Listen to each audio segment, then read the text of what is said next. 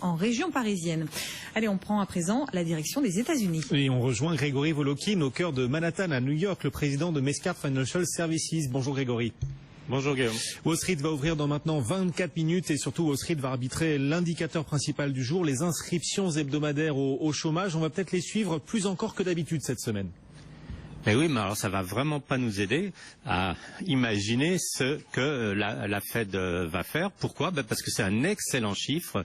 C'est le chiffre le plus bas de création d'emplois, de demande d'allocation chômage en 9 mois. Et si on regarde le chiffre annualisé, c'est le meilleur chiffre depuis l'an 2000.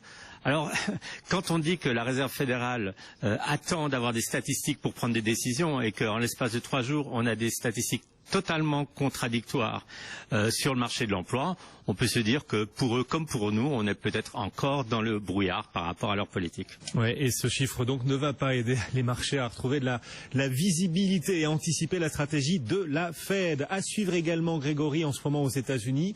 Et on en parle de plus en plus. George Soros qui gère à nouveau son fonds et qui prend des positions pas forcément encourageantes, en tout cas qui ne rendent pas très optimistes. Oui, alors ça fait quelques mois déjà à Davos où George Soros disait que le risque principal dans l'économie mondiale est la Chine, et non seulement à cause du ralentissement économique en Chine que tout le monde connaît, mais aussi le risque politique, d'instabilité, etc.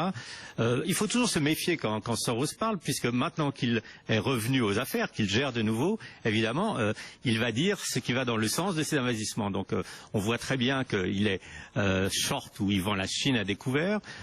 Il pense que par contre l'Angleterre va rester dans l'euro alors que en fait les derniers sondages lui donnent plutôt contraire. Donc je dirais pas qu'il faut attacher trop d'importance à ce que George Soros dit, mais je dirais ce qui est intéressant c'est de voir qu'à 85 ans il a encore le PEP et qu'il n'a pas envie de lâcher la barre au niveau de ses investissements. Il faut savoir quand même qu'il gère sa fortune de 30 milliards de dollars.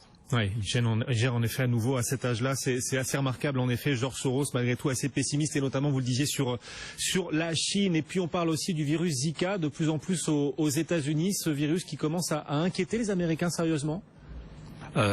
Oui, vraiment beaucoup, parce qu'il ne faut pas oublier que les États-Unis ont des territoires dans les Caraïbes et notamment Porto Rico.